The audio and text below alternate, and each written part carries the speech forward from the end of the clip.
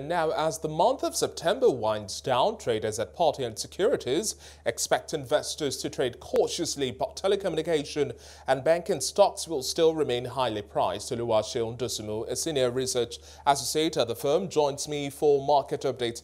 Hello, Sean. Thank you so much for joining us. Let's get into the nitty-gritty of the day, doing an overview of the market performance from the start of the month up until now, the highlights. And today is also a big day for NGX. We're also having the AGM meeting holding.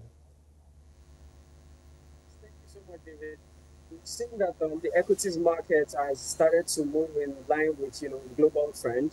The market has been bearish since June, and even till now, we've seen that activities in the market has been largely driven by investors exiting and positioning for less risky assets.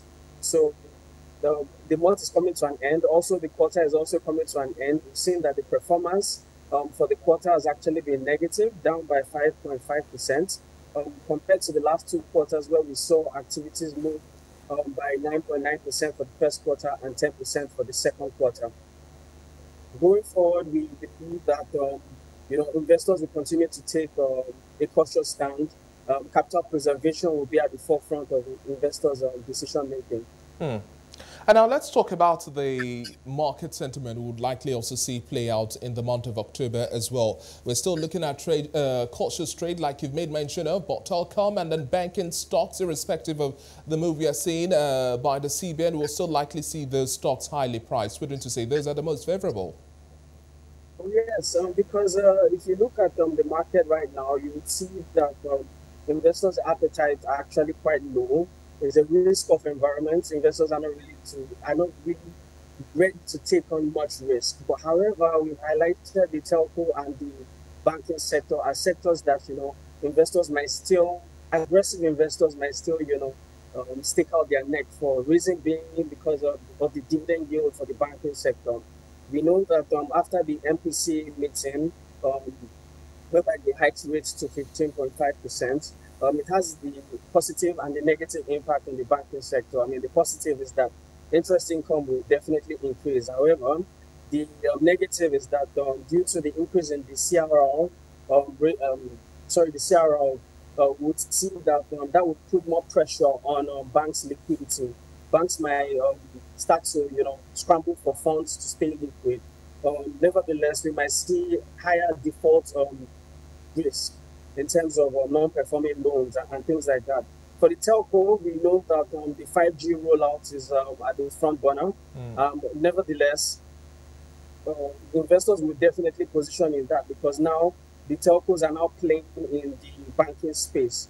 I mean, due to the PSB license, and we've seen that the attraction towards that has actually improved. I mean, we can highlight MTN and the fact that the wallets that were opened during the second quarter are actually fantastic. We expect, to see more positioning in those sectors for October. Nevertheless, cautious trading, I know that is what a lot of investors are going to do. The PFAs are going to be the key determinant to what we see come out in October because they are the ones that actually drive the market during the last quarter of the year due to, the large pool of liquidity that they have and the fact that, they are not traders. They most of the time they take an investor's view, which means they have a longer time frame.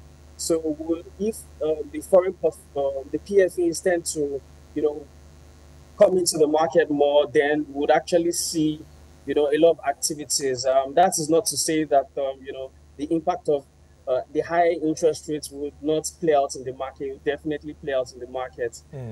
Wrapping up the conversation now, let's talk on the market capitalization around 26.4 trillion naira thereabout, and this volume and value of transactions. We really are not expecting any surprises in October, are we?